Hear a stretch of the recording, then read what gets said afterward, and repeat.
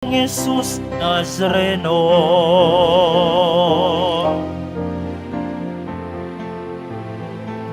Tayo ngayon ay magtipon at sambahin ang poon. Magdiwang tayo sa ating debosyon, purihin ang Panginoon. Viva po, Jesus Nazareno, awit at papuri, alay namin sa'yo. Tingin ang dalangin at pagsamo ng bayan mo. Viva pong Jesus Nazareno.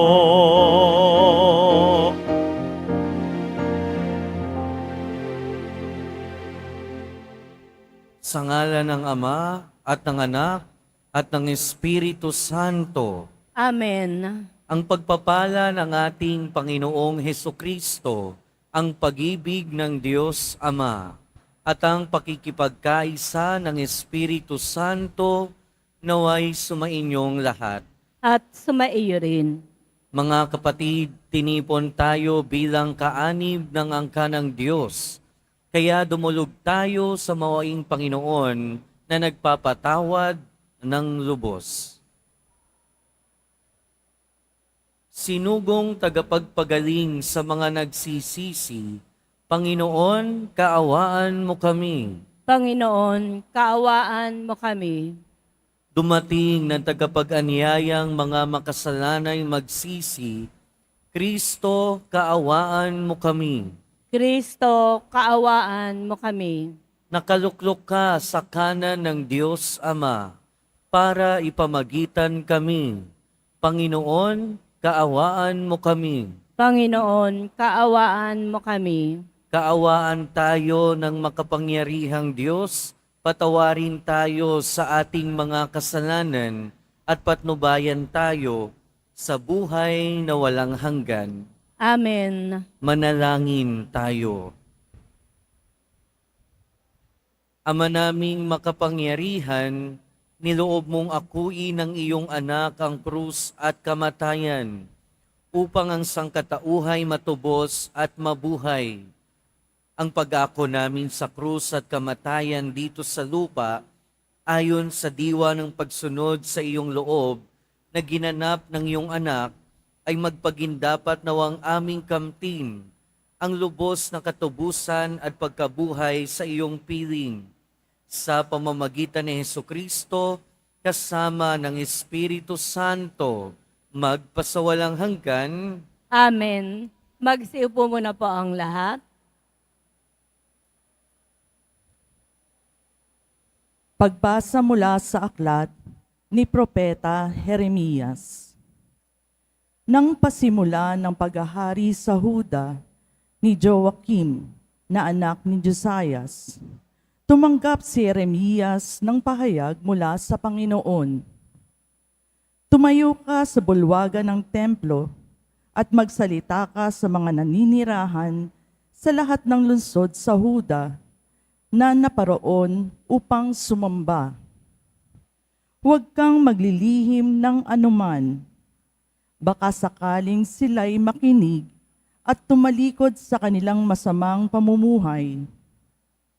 Kung magkagayon, mahihinuhod ako at hindi ko na itutuloy ang parusang inihahanda ko sa kanila dahil sa masasamang ginawa nila.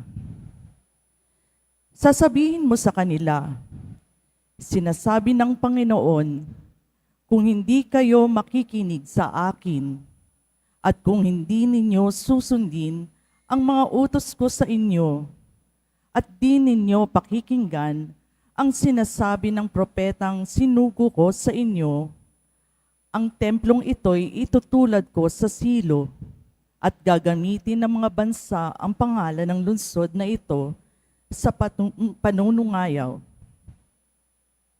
Ang pahayag na ito ni Jeremias ay napakinggan ng mga saserdote, ng mga propeta, at ng lahat ng taong nasa templo ng Panginoon. Pagkatapos niyang magsalita, si Jeremias ay dinakip nila. dapat kang mamatay. Bakit nagpahayag ka sa pangalan ng Panginoon na matutulad sa silo ang templong ito? Mawawasak ang lungsod at walang matitirang sinuman, at siya'y pinaligiran ng mga tao. Ang salita ng Diyos. Salamat sa Diyos.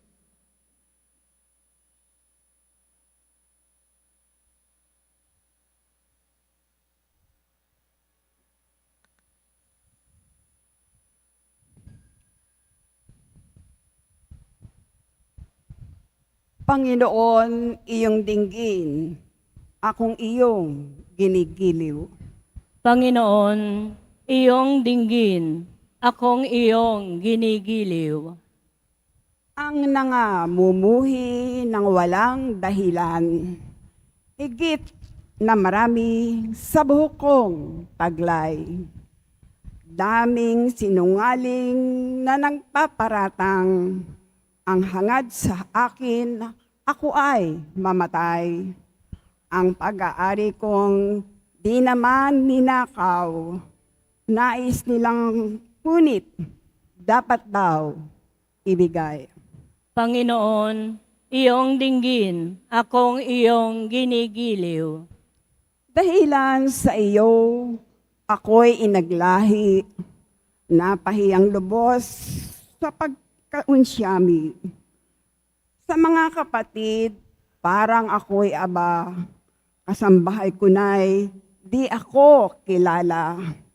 Ang nagmamahal ko sa banal ng templo, matinding matindi sa kalooban ko. Sa akin bumagsak, paghamak sa iyo. Panginoon, iyong dinggin, akong iyong ginigiliw. At sa ganang akin, ako'y dadalangin. Sa iyo, O Poon, sana'y iyong dinggin. Sa mga panahon na iyong ibigin, dahil sa dakilang pag-ibig sa akin, ang iyong pangakong pagtubos ay sundin. Panginoon, iyong dinggin, akong iyong ginigiliw. Magsitayo na po ang lahat.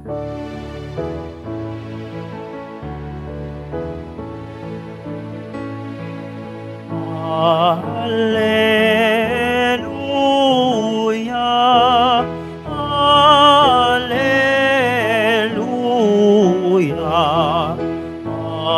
alleluia, alleluia.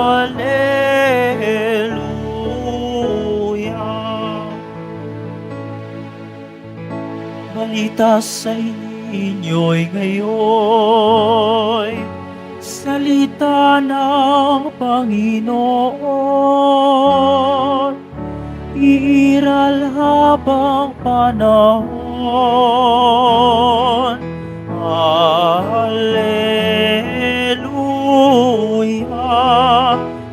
alleluia, alleluia,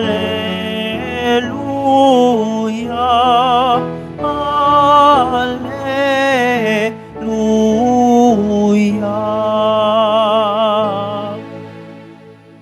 Sumainyo ang Panginoon. At sumaiyo rin. Ang mabuting balita ng Panginoon ayon kay San Mateo. Papuri sa iyo, Panginoon. Noong panahong iyon, umuwi si Jesus sa kanyang bayan at nagturo sa kanilang sinagoga. Nagtaka ang mga nakarinig sa kanya. Sinabi nila, saan kaya kumuha ng karunungan ang taong ito? Paano siya nakagagawa ng kababalaghan? Hindi ba ito ang anak ng karpintero? Hindi ba si Maria ang kanyang ina? At sina Santiago, Jose, Simon at Judas ang kanyang mga kapatid na lalaki? At dito nakatira ang kanyang mga kapatid na babae, hindi ba? Saan niya natutunan ang lahat ng ito? At ayaw nilang kilalanin siya. Kaya't sinabi ni Jesus sa kanila, Ang propeta'y ginagalang kahit saan, liban sa kanyang sariling bayan at sa kanyang sariling sambahayan. At dahil sa di nila pagsampalataya, hindi siya gumawa roon ng maraming kababalaghan. Ang mabuting balita ng Panginoon. Pinupuri ka namin, Panginoong Heso Kristo. Magsipo muna po ang lahat. Welcome po sa Minor Basilica and National Shrine of Jesus Nazareno at magandang umaga sa inyong lahat. Friday ngayon, and Friday is Quiapo Day, araw ng ating pagdedebosyon sa mahal na Jesus Nazareno. At pagka tayo nagsisimba, kung hindi man madalas, paminsan-minsan, dinadala natin yung ating panalangin sa Diyos. Dinadala natin dahil nagbabakasakali tayo na madinig ang ating kahilingan. Nagbabakasakali tayo na baka naman tuparin na ng Diyos yung matagal na nating hinihiling. Sa ating salmong tugunan, yung tinugon natin, Panginoon, iyong dinggin, akong iyong ginigiliw. Ito ay pagsamo rin na mapakinggan ng Diyos. Pagbabakasakali din na mapakinggan ng Diyos. Pero alam nyo ba na baka ang Diyos ay nagbabakasakali din na pakinggan natin siya? Sa ating unang pagbasa, ito yung nangyari.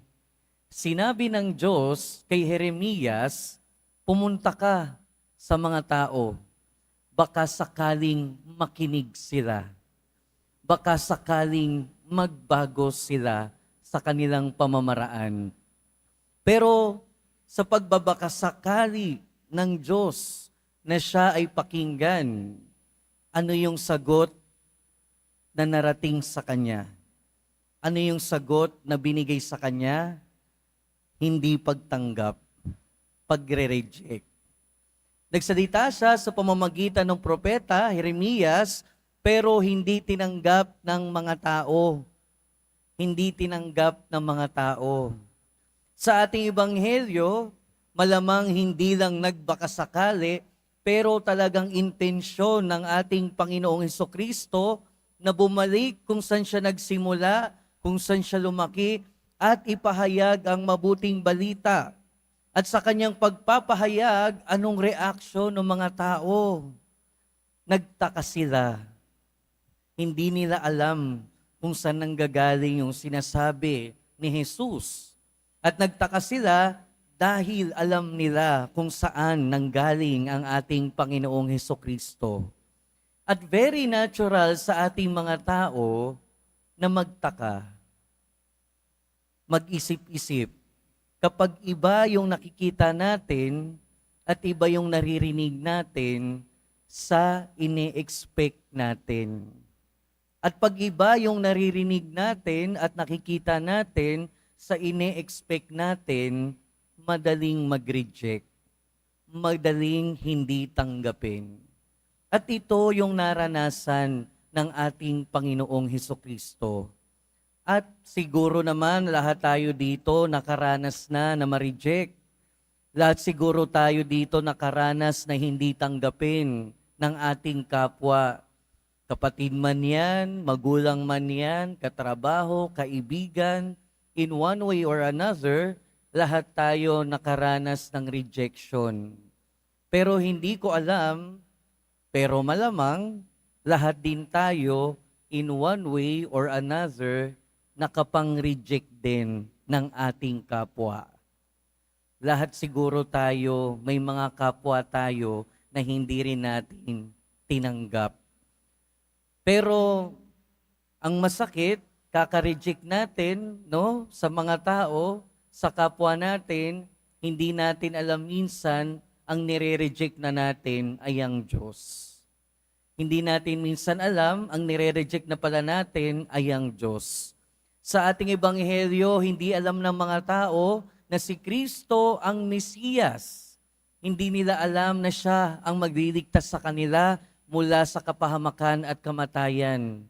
Pero dahil kilala nila ang ating Panginoon at ayaw nila o hindi nila alam na siya ang hinihintay nila na tagapagligtas, hindi nila tinanggap, hindi nila namalayan na Diyos pala ang kanilang nire-reject. Hindi nila namalayan na Diyos ang kanilang hindi tinatanggap. Yun din yung nangyari sa mga tao sa unang pagbasa.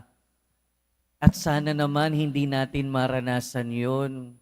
Sana naman hindi natin ma-experience na ang nire-reject pala natin ay ang Diyos mismo. Kasi minsan kaka-reject natin, no? Nire-reject pala natin ay ang mensahe ng Panginoon. Kaya tinuturuan tayo ng ating mga pagbasa na unang-una, makinig. Makinig sa salita ng Diyos. Makinig sa pinagdadaluyan ng salita ng Diyos. Minsan kasi, ang hindi natin tanggap ay yung nagsasabi ng salita ng Diyos.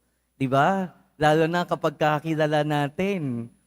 Kapag minsan, yung mga magulang natin, di ba, sa mga anak dito, kapag magulang ang nagsasalita, nangangaral, minsan hindi natin tinatanggap. Minsan ayaw nating tanggapin dahil kilala natin kung sino yung nagsasalita. Pero hindi lang naman sa mga ganong pagkakataon. Minsan ayaw nating tanggapin yung mga naririnig natin dahil ayaw lang talaga natin. At ayaw lang talaga natin dahil taliwas sa gusto nating paniwalaan. Kapag kayong naririnig natin na salita at pangangaral ay hindi tugma doon sa gusto nating paniwalaan, madali lang i-reject, madali lang hindi tanggapin. Kasi bakit ko tatanggapin kung hindi naman yan yung pinaniniwalaan ko? Bakit ko tatanggapin kung sa tingin ko hindi naman talaga yan yung nakakabuti sa akin? Pero minsan, yung hindi nating pagtanggap, yung hindi natin pakikinig, ang hindi pala natin napapakinggan ay ang Diyos. Kaya ang mensahe sa atin, makinig. Kahit mahirap minsan makinig, makinig. Kahit mahirap tanggapin yung napapakinggan natin, kung tama naman, kung totoo naman, pakinggan pa rin natin. Dahil sa pakikinig, nagsisimula ang pagbabago. Kaya minsan mahirap magbago kasi mahirap makinig. Kaya unang-una, ang tinuturo sa atin, makinig. Makinig ng mabuti. At pangalawa, tanggapin. Kung ano yung naririnig natin, tanggapin. Huwag lang basta makinig. Huwag lang basta narinig, pero tanggapin. Tanggapin ang napakinggan, pero tanggapin din ang ating kapwa. Tanggapin din yung nagsabi nung salita na napakinggan natin. Kasi sa ating ebanghelyo, hindi lang naman tinanggap ng mga tao yung salita ni Kristo Pati si Kristo hindi nila tinanggap. At yung tendency nating mga tao, kapag kaayaw natin sa naririnig natin mula sa ating kapwa, ayaw na rin natin doon sa nagsasalita. Kapag may hindi tayo magandang narinig sa ating kapwa, kahit totoo naman, kahit may saysay na lang, ayaw na rin sa ating kapwa. Hindi lang yung salita nila yung nire-reject natin, pero pati sila nire-reject na din natin. Pero ang paalala sa atin, tanggapin natin yung ating kapwa. Hindi man natin tanggap yung masama nilang gawa. Hindi man natin tanggap yung sinasabi niyan. At least tanggapin natin ang ating kapwa. Huwag nating i-reject. Dahil unang-una, alam naman natin kung anong pakiramdam ng hindi tinatanggap. Alam naman natin yung pakiramdam ng nire-reject. Bakit naman ipadarama pa natin ito sa ating kapwa? Makinig, tanggapin. Pakinggan ng salita, tanggapin ang nagsasalita. At panghuli, ang mensahe sa atin, isabuhay. Isabuhay ang pangaral, isabuhay ang salita ng Diyos.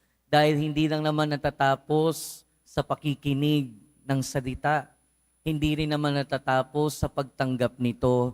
Sa ating pakikinig at pagtanggap, nawa ang maging bunga nito ay ang pagsasabuhay. Nawa ang maging buhay nito ay makita ang saysay ng salita sa ating buhay. And basically speaking, ito ang sinasabi ng ating mga pagbasa. Tanging sa pagsasabuhay lamang makikita ang kahulugan ng salita ng Diyos. Tanging sa pagsasabuhay lamang makikita na talagang pinakikinggan at tinatanggap ang salita ng Diyos.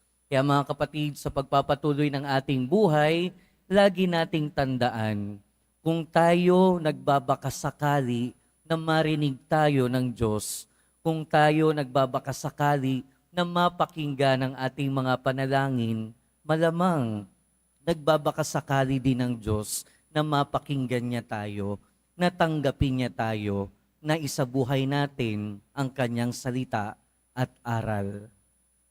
Amen. Magsitayo na po ang lahat.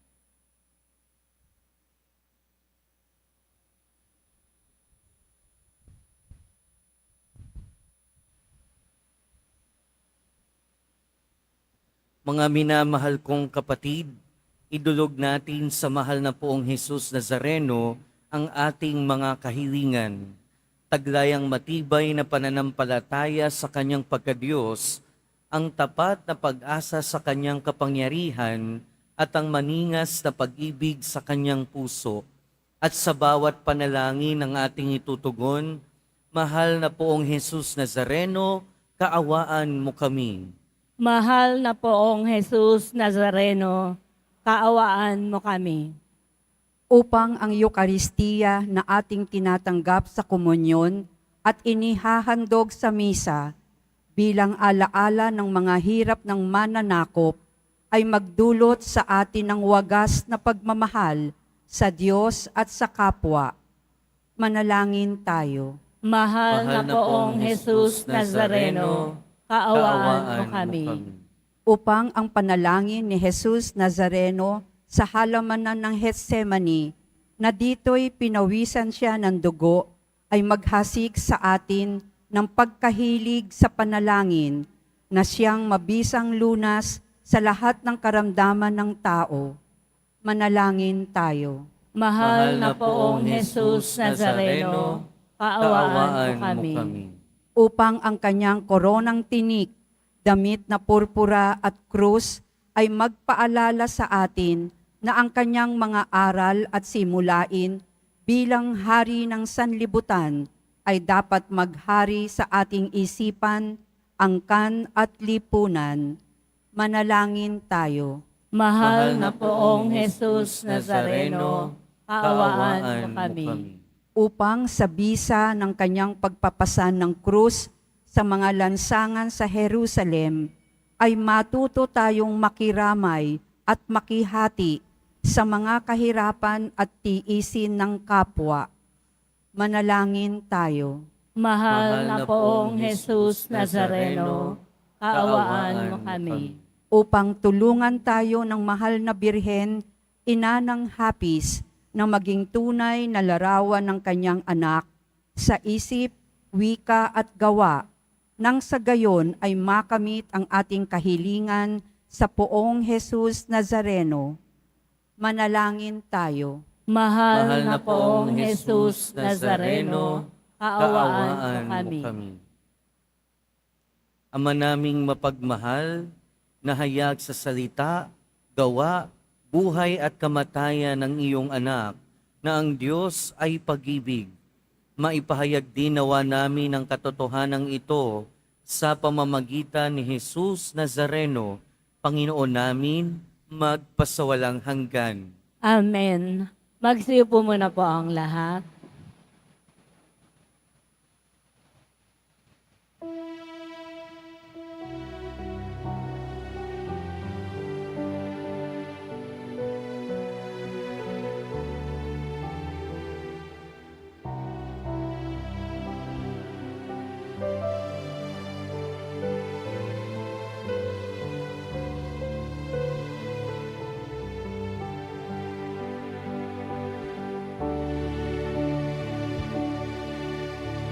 Jesus Nazareno, alak at tinapay sa tanan ay nagbibigay buhay, biyayang kaloob mo'y aming inaalay, aming hiling pagpapalat, buhay na dalisay.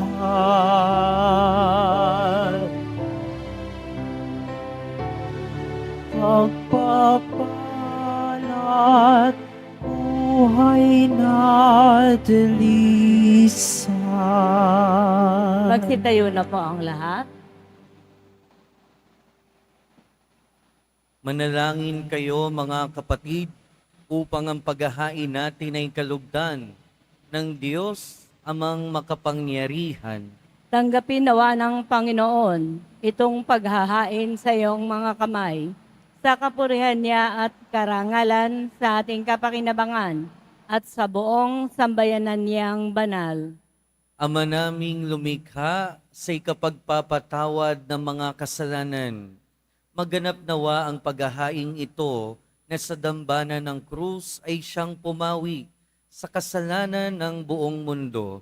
Sa pamamagitan ni Hesukristo, kasama ng Espiritu Santo, magpasawalang hanggan, Amen. sumainyo ang Panginoon. At sumaiyo rin. Itaas sa Diyos ang inyong puso at diwa. Itinaas na namin sa Panginoon. Pasalamatan natin ang Panginoong ating Diyos. Marapat na siya ay pasalamatan. Ama naming makapangyarihan, tunay ngang marapat na ikaw ay aming pasalamatan.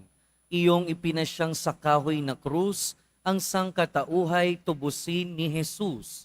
Sa punong kahoy nagkapuwang ang kamatayan. Sa kahoy na krus itinanghal ang pagkabuhay. Sa punong kahoy na naig ang sumuway sa iyo. Sa kahoy na krus, siya'y nadaig ng masunuring anak mo. Kaya kaisa ng mga anghel na nagsisiawit ng papuri sa iyo. Nang walang humpay sa kalangitan, kami nagbubunyi sa iyong kadakilaan.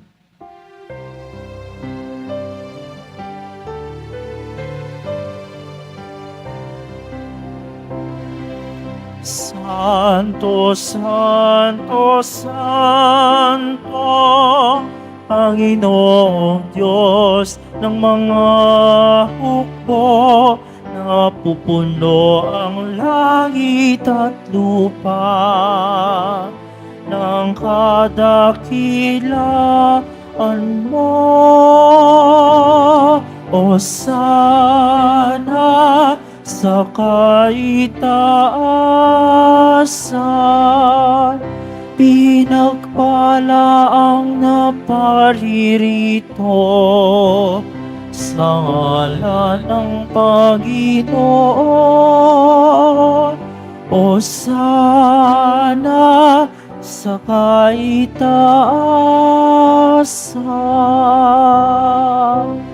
Magsilod po ang lahat. Ama naming banal, ikaw ang bukal ng tanang kabanalan.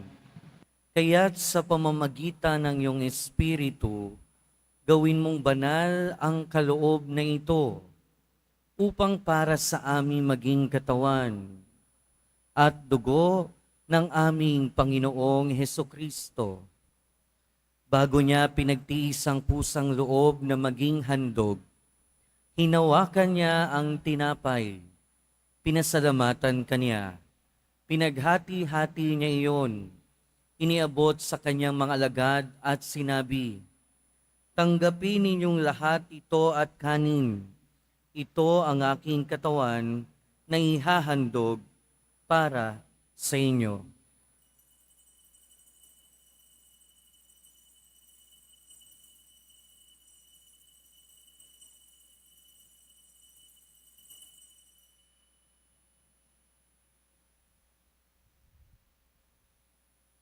Gayon din naman noong matapos ang hapunan, hinawakan niya ang kalis, muli kanyang pinasalamatan. Iniabot niya ang kalis sa kanyang mga alagad at sinabi, "Tanggapin ninyong lahat ito at inumin. Ito ang kalis ng aking dugo, ng bago at walang hanggang tipan. Ang aking dugo na ibubuhos para sa inyo at para sa lahat, sa ikapagpapatawad ng mga kasalanan. Gawin ninyo ito sa pag-alala sa akin."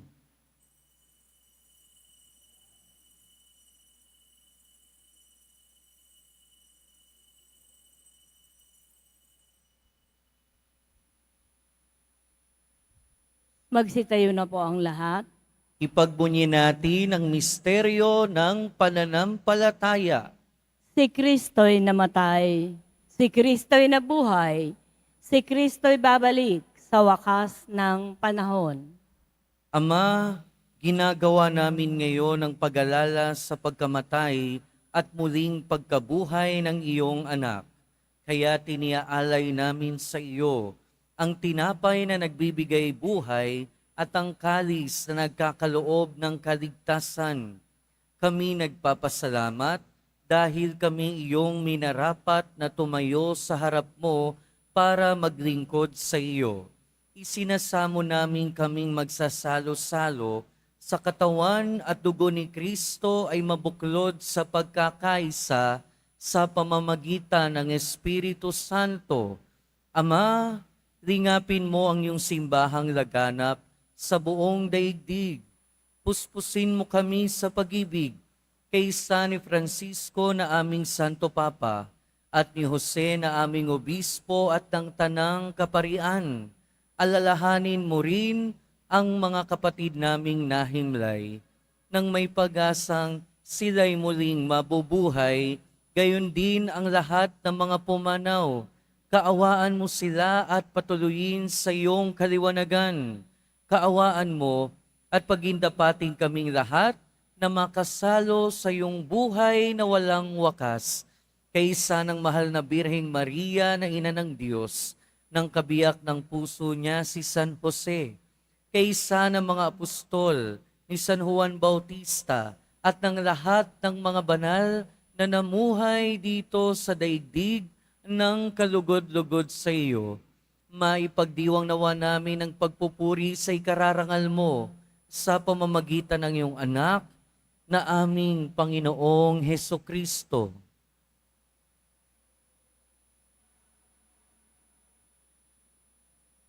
Sa pamamagitan ni Kristo, kasama niya at sa Kanya, ang lahat ng parangal at papuri ay sa iyo, Diyos amang makapangyarihan, kasama ng Espiritu Santo, magpasawalang hanggan. Amen. Amen. Amen.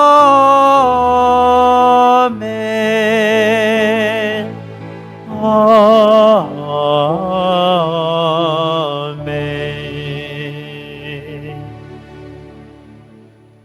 Sa tagubili ng mga nakagagaling na utos at turo ni Jesus na Panginoon natin at Diyos, ipahayag natin ng lakas loob.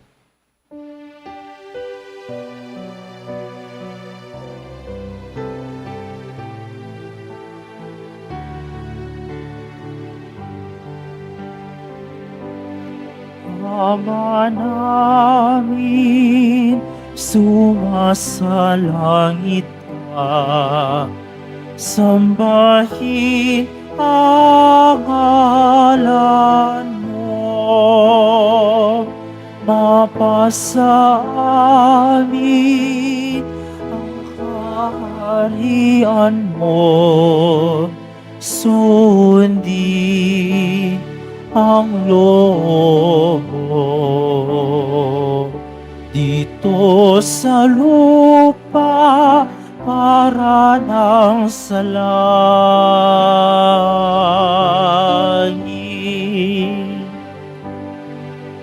Bigyan mo kami ngayon na aming kakanin sa araw-araw at patawarin mo kami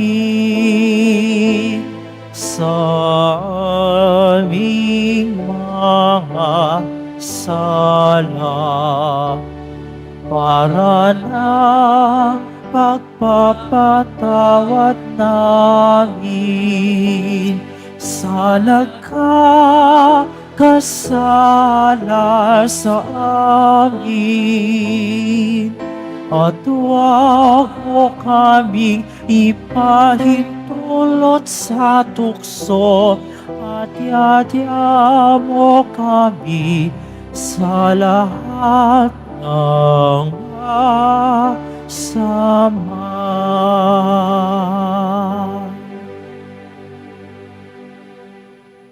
Hinihiling namin kami adya sa lahat ng masama, pagkalooban ng kapayapaan araw-araw, iligtas sa kasalanan at ilayo sa lahat ng kapahamakan, samantalang aming pinananabikan ang dakilang araw ng pagpapahayag ng tagapagligtas naming si Hesu Kristo. Sapagkat iyo ang kaharian at ang kapangyarihan at ang kapurihan magpakailanman. Amen. Panginoong Hesu Kristo, sinabi mo sa iyong mga apostol, kapayapaan ang iniiwan ko sa inyo. Ang aking kapayapaan ang ibinibigay ko sa inyo. Tunghayan mo ang aming pananampalataya at huwag ang aming pagkakasala. Pagkalooban mo kami ng kapayapaan at pagkakaisa ayon sa iyong kalooban, kasama ng Espiritu Santo, magpasawalang hanggan. Amen. Ang kapayapaan ng Panginoon ay laging sumainyo. At sumaiyo rin. Magbigayan tayo ng kapayapaan sa isa't isa. Peace be with you po.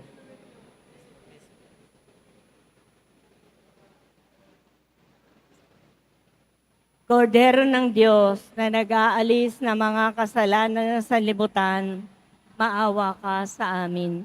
Kordero ng Diyos na nag-aalis ng mga kasalanan ng sanlibutan, maawa ka sa amin. Kordero ng Diyos na nag-aalis ng mga kasalanan ng sanlibutan, ipagkaloob mo sa amin ang kapayapaan. Magsilhod po ang lahat.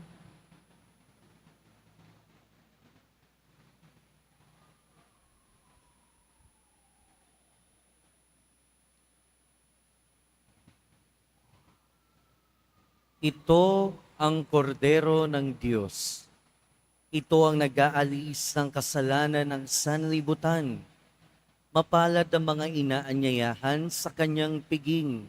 Panginoon, hindi ako karapat-dapat na magpatuloy sa iyo, ngunit sa isang salita mo lamang ay gagaling na ako.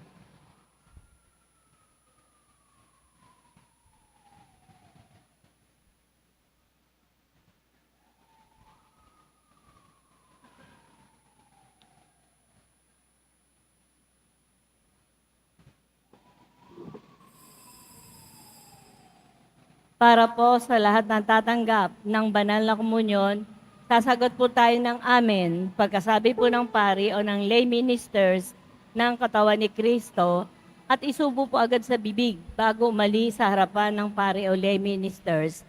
Sumunod po tayo at maraming salamat po.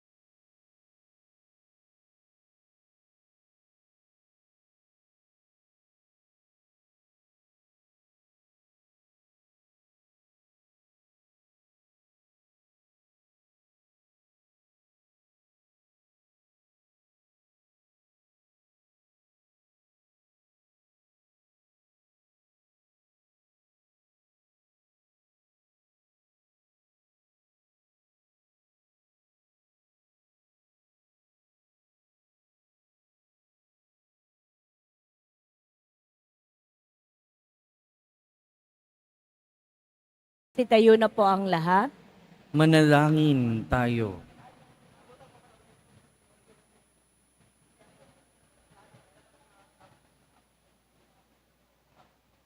Panginoong Heso Kristo, kaming nagsalo-salo sa banal na pakikinabang ay nakikiusap sa iyo na ang mga nasagip ng kahoy na krus na nagbibigay buhay ay iyong ihatid sa pagkabuhay sa kaluwalhatian, sapagkat ikaw ang Panginoon magpasawalang hanggan.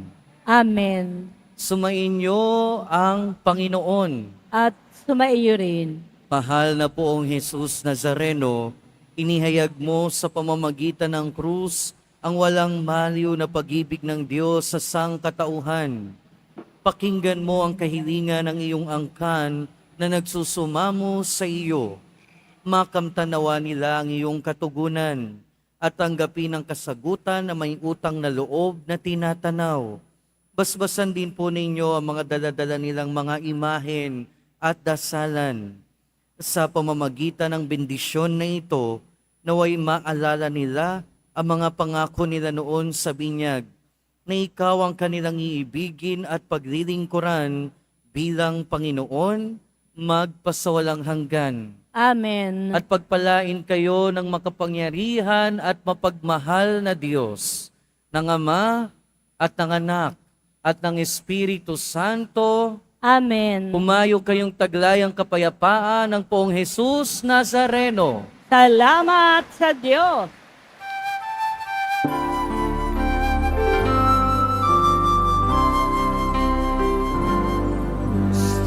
Padre Jesus Nazareno, sinasamba ka namin.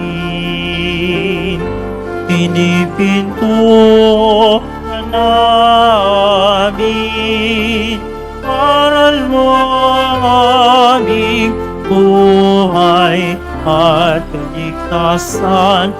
Cristo Padre Jesus Nazareno, iligtas mo kami sa kasalanan. Ang krus mong kinamatayan ay sagisag ng aming kaligtasan.